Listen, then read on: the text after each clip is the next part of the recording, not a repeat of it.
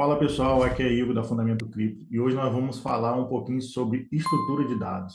Esse tema é bem recorrente aí quando a gente faz análise de DLTs e a gente sempre fala, mostra as estruturas de dados e hoje eu vou mostrar um pouquinho aqui, tentando resumir, fazer uma breve introdução aqui sobre estrutura de dados, para que vocês nas análises possam entender um pouquinho melhor quando a gente fala sobre estrutura de dados. Então vamos ao vídeo.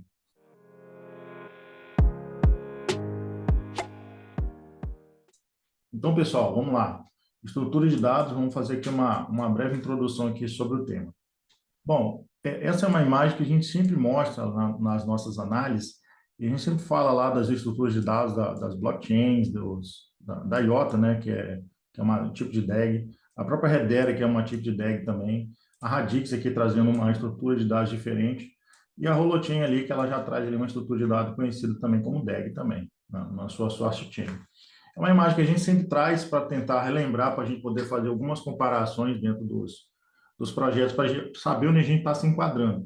Mas essa estrutura de dado, ela é super importante para o projeto, porque vai denominar como a programação vai ser feita em cima daquela estrutura de dado, porque cada item desse aqui, ó, aí não importa a DLT que a gente esteja falando, tem informações contidas dentro. Então, essas informações, como é que elas são armazenadas, como é que elas são buscadas? Cada estrutura dessa requer um tipo de processamento para que você possa guardar informações ou extrair informações dessas estruturas de dados. Eu vou fazer um breve resumo aqui para a gente e vamos lá. Acho que vocês vão conseguir entender bem e no final aqui da apresentação já vai ter uma breve noção aqui do que é uma estrutura de dados. Claro, isso aqui é só a ponta do iceberg, tá? Só vou mostrar o contexto, só a introdução.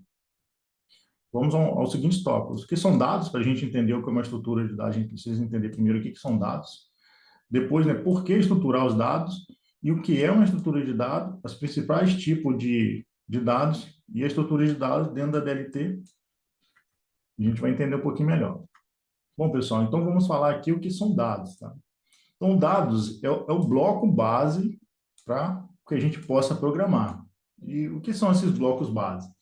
É o próprio dado em si. Quando a gente olha lá, a gente tem do tipo inteiro, são números, né? Você tem os floats, que também são números. Tem uns booleanos aí que envolve lógica booleana, e a gente tem a ver ali com verdadeiros e falsos, e aí se expande aí para a tabela verdade, tem muito mais coisa. Só dentro aqui do booleano já tem uma outra ciência, né?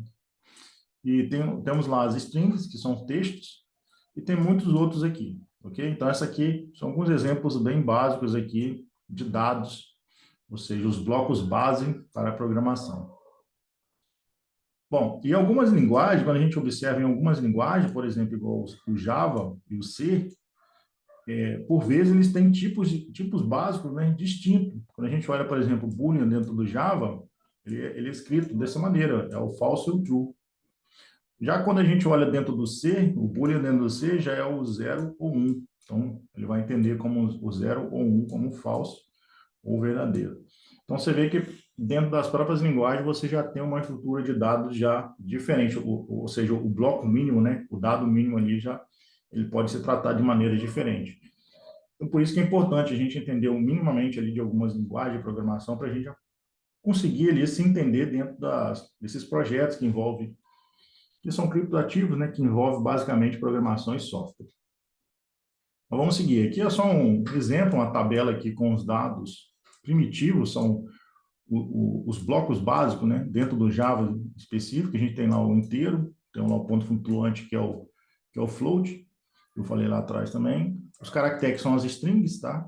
E os booleans. Então, você vê que aqui os booleans é false, true. Aí os caracteres aqui são vários, né? Você pode ter várias strings de caractere, mas isso aqui é representação de texto, na verdade. Quando ele olha aqui, ó. Aqui são estruturas internas aqui, mas ele escreve aqui um exemplo aqui, exemplo 8 aqui, ele escreveu um A aqui, entre aspas, que significa uma string. Você tem lá o long, que dentro do inteiro, ó, você tem vários tipos de inteiros, olha. Então, alguns representam poucos valores, né? Vai de negativo a positivo, e os longos aqui, né? Você vê que são números gigantes. E aí não se fala, então, do dobro aqui dentro do ponto flutuante aqui, são números gigantescos, né? Então, esses são os dados primitivos, tá? E os blocos base. E a gente pergunta, né, para que a gente quer estruturar dados? É, é de extrema importância a gente estruturar dados, porque os computadores, eles reconhecem dados estruturados. Hoje, com a inteligência artificial, a gente está conseguindo também tratar dados não estruturados, tá? Mas, assim, os computadores, predominantemente, eles entendem dados estruturados. E talvez aqui, dependendo da situação, dados semi-estruturados. Então, é basicamente isso. Quando a gente olha, a gente tem lá os dados estruturados, está tudo organizadinho certinho. O computador consegue olhar ali aqueles dados e separar, entender. O semi-estruturado é alguma coisa meio, né, meio entre não estruturado e estruturado, e o desestruturado é totalmente bagunçado. A informação está totalmente dispersa, bagunçada. Então, é por isso que a gente trabalha com estrutura de dados, porque o computador, quando ele vai processar alguma coisa, ele precisa da coisa ordenada para ele poder processar, porque não vai distinguir se aqui dali é um float, se é um inteiro, se é uma estrutura diferente que ele está analisando, entendeu? Então, precisa, ok? Então, aqui, isso basicamente, quando é só uma imagem representando aqui a estrutura de dados, dados estruturados e dados não estruturados, só para vocês terem uma ideia melhor. Mas, por exemplo, dados estruturados podem ser tabelados, tá aqui, ó. Então, eles são, o que que eles são, esses dados estruturados? Eles são aqui, ó, números, né? Datas, strings. Já vamos comparar com logo no anterior aqui, ó. Dados não estruturados, você não pode dispor ele em formato de tabela. E quando a gente fala de dado estruturado também aqui, ó, a gente está falando ao contrário aqui das strings, números e dados, você tem vídeos, áudios, e-mails, planilhas. Então, assim, são dados desestruturados. Então, tem essa empresa aqui que chama Gartner, ela estima aí, é uma empresa de consultoria, ela estima que 80% dos dados nas empresas são dados não estruturados. Ou seja, são dados que a empresa não consegue extrair informação. Ok? Então, podemos pensar ali, talvez, em e-mails, vídeos, até em planilhas, né? Então, são lugares que a informação está ali, mas é difícil de você extrair informação. Você consegue extrair informação do dado estruturado, ok? Exceto hoje, aí, com a inteligência artificial, você pode atacar esse ponto aqui, mas é bem complexo também. Então, ele requer, né, requer menos espaçamento para poder guardar os dados, quando a gente fala de dados estruturados, e o dado não estruturado, ele requer mais espaço. Então, para você tratar também problemas legais, os dados estruturados são melhores do que os dados não estruturados. Tá, a gente falou aí o que são os dados estruturados, né? Mas para que a gente precisa ter uma estrutura de dados, né? O que é isso, né? O que é essa estrutura de dados? Isso vai além desse bloco básico que eu falei, que eram os inteiros, os floats, vai além. Se você, com aqueles blocos básicos, você monta outros blocos, e a gente vai ver aqui na frente aqui alguns exemplos. Então, o que é a estrutura de dados? Trata-se da maneira de agregar e organizar, né? Essas palavras são importantes, como você organiza e como você agrega aquelas informações na memória de um computador ou dispositivo, de forma que faça sentido e proporcione bom desempenho ao serem processados ou procurados. É só você imaginar, né? Quando você retorna aqui, você vai procurar uma informação em um vídeo, é muito mais difícil, ou um áudio, é muito mais difícil que você procurar numa informação estruturada. É bem notório isso, né? Então, quando você vai procurar também, ou quando você vai processar, você gasta muito mais processamento num dado não estruturado. Então, as estruturas de dados, junto com o estudo de algoritmos, esses dois aqui andam juntos, tá? Por que eles andam juntos? Porque para você buscar um dado dentro de uma estrutura de dados, você precisa de processamento. Se você precisa de processamento, você precisa de algoritmo. Precisa de um algoritmo para processar aquilo.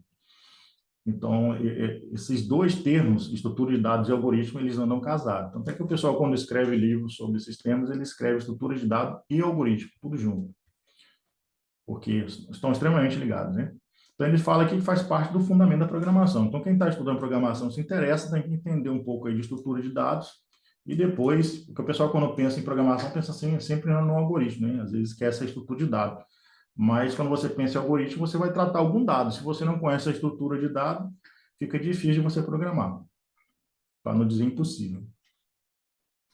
Então, cada estrutura de dado tem um conjunto de métodos próprios para realizar operações como inserir e excluir elementos. Então, Quando a gente pensa ali, a gente vai ver alguns exemplos aqui de estrutura de dados, algumas aqui vocês devem até conhecer já, que a gente sempre fala aqui no canal.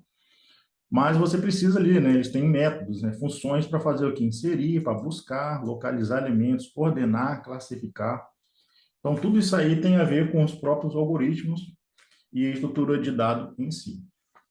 Aqui, vou passar uma lista de exemplos para vocês de estruturas de dados principais. Aqui é uma pilha, é chamada de pilha porque você vai empilhando informações dentro dessa estrutura. E essa estrutura, quando a gente fala de estrutura de dados, a gente está falando dentro da memória do computador, né? Ele pode estar guardado dentro do HD, ok? O dado lá fica guardado dentro do HD. Aí, quando você vai processar a informação, você acabei esquecendo de falar. Quando você vai processar a informação, você traz ela para a memória RAM, que é uma memória muito mais rápida, né?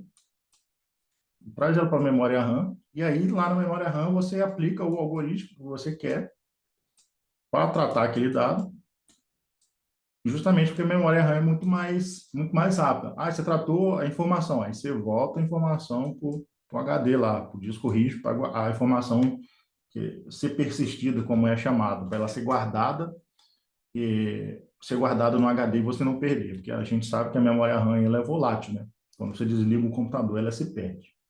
Então, é desse jeito que é feito. Quando a gente pensa aqui que a gente está olhando essa pilha aqui, a gente está olhando uma estrutura de dados que está dentro da memória RAM, que está sendo processada naquele momento. E aqui a gente está olhando uma pilha, e essa pilha aqui ela vai sendo inserindo informações nela, né?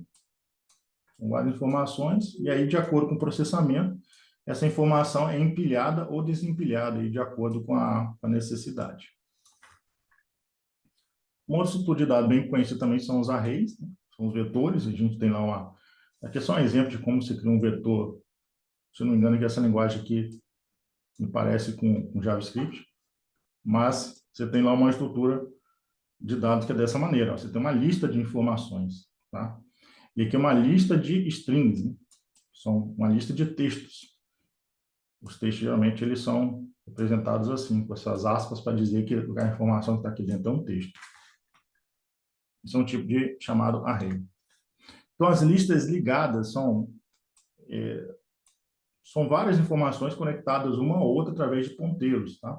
Então, a gente já começa a observar que esse formato aqui já é parecido com o formato que a gente conhece lá, parecido, né? É uma analogia aqui, tá? Parecido com o formato que a gente conhece de blockchains, tá? Você vê que é uma estrutura ligada na outra aqui, exceto pelo fato de que na blockchain você vai ligar através dos hashes, né? Aqui são ponteiros, tá? Então, você tem lá uma cabeça, que eles chamam, você tem um valor ali que você quer, e você tem um nó aqui que aponta para outro valor, e esse outro valor também tem um ponteiro ali que aponta para outro valor, e assim vai indo. Então, você tem uma estrutura ali interligada, e você consegue correr nessa lista de lá para cá, daqui para lá. Aí você pode pensar como você vai buscar essa informação dentro dessa lista, a melhor forma que você pode buscar a informação e processar ou reordenar essa lista caso você queira. Vai depender do problema que você esteja resolvendo. Aqui um outro exemplo bem conhecido, que o pessoal chama de dicionários, e a gente sempre fala bastante nas nossas lives, que é a estrutura de dados conhecida como JSON. Isso aqui é um objeto de notação de JavaScript, tá? A cara dele é isso aqui, ó. Essa estrutura aqui, ó, que a gente está vendo aqui. Tá? Então, a gente vê ali que está ali dentro, vamos dizer assim, dentro de um array, tá vendo? Está iniciando, terminando com essas chaves aqui. Esses brackets, né, que chamam de brackets em inglês aí. Mas aí tem as chaves aqui e tal, ó, fechando também. E aí dentro dele você tem, na verdade, esse aqui está fechando com esse aqui. Aí dentro dessas chaves aqui você tem o objeto em si. É o quê? Tem um objeto ali chamado name, né? Um atributo, na verdade, chamado name, outro atributo chamado age, e tem um outro atributo chamado language. E aí, dentro desse atributo chamado language, ele repete uma outra estrutura de dado aqui, ó. Tá vendo? Então, ela vai se repetindo e você vai ordenando como se fosse parecido com uma árvore, né? Quando a gente olha aqui, ó, é muito parecido. Esse aqui, na verdade, é o JSON, tá? O JSON é esse aqui, depois eu explico por quê. Mas é muito parecido com uma árvore, tá? Você, por exemplo, aqui está dentro de um aplicativozinho que reconhece o JSON e ele lê. Aí você clicar aqui, por exemplo, ele ia fechar, colapsar isso aqui tudinho, ia fechar, né? Se você clicar aqui, por exemplo, ele ia colapsar essa estrutura de datas aqui todinha e aparecer sua data para você. Mas dentro de data você tem uma arquitetura aqui dentro. Então, você tem uma estrutura de dado interna à data. Então, quando você chama a data, você está chamando uma parte desse objeto aqui, dessa estrutura, ele vai ler também isso aqui. Aí você pode chamar data, ponto, a, aí você vai saber que ele vai ter essa resposta aqui. Exemplo, né? Você chama, por exemplo, data, ponto, a, qual é a resposta que o computador ia te dar? Ele te dá ele te retornar esse valor aqui, ó. Beleza? Essa é a estrutura de dados. E basicamente a diferença do JSON aqui para essa outra estrutura basicamente são essas aspas aqui, ó. O JSON ele é todo feito com aspas. Essa outra estrutura aqui, que só muda as aspas, na verdade, é o que eles chamam de dicionário ou hash map. É porque o JSON ele foi criado para navegar dentro da internet, né? Então, é para mandar informações de um lado para o outro da internet. Por isso que eles botam tudo como se fosse no formato de texto. Por isso que tem esse monte de aspas aqui. Texto a gente sabe lá, já até falei lá atrás, que é a string, né? Aí aqui uma outra estrutura que a gente até fez um vídeo falando sobre, não sobre a estrutura de árvore, mas a gente falou no vídeo sobre árvore de Merkle, né? Na verdade, é árvore de Merkle. E a gente viu que a árvore de Merkle é uma árvore de hashes. E lá eu expliquei qual é a vantagem da gente usar uma estrutura de árvore para guardar os hashes. Então, vocês podem assistir esse vídeo também, vocês vão entender. E lá tem exatamente essa estrutura aqui, uma estrutura de árvore binária. É binária porque cada nó aqui, né, no caso que ele chama de raiz, ele sempre se divide em dois. Poderia se dividir em três, tá? Ou mais, mas aqui no caso é uma árvore binária, sempre se divide em dois, tá? Então, assim, quando você vai procurar, você entra aqui com a procura, você já sabe, se for maior, eu estou procurando o C, né? Você faz algum algoritmo de pesquisa lá e fala, ó, eu quero que seja do lado do B, né? Se fosse um número aqui, por exemplo, 2, né? E aqui 3, você falaria assim, eu quero que seja um número menor do que 2. Então, você já sabe que a metade da árvore é essa procura que você está aqui. Você já descarta toda essa metade aqui na hora que você vai procurar informação, né? Essa que é a ideia da árvore binária também. Entre outras coisas, tá? Só a ideia básica. E aqui é uma estrutura que a gente sempre comenta também, né, da nossa live, que é o grafo. Você vê que esse desenhozinho aqui, inclusive o próprio vídeo da cadena que a gente fez o vídeo lá da cadena, eles resolveram o problema deles lá justamente com a teoria de grafos, tá? Eles fizeram uma estrutura de interligações entre as blockchains usando uma teoria de grafo lá até bem antiga.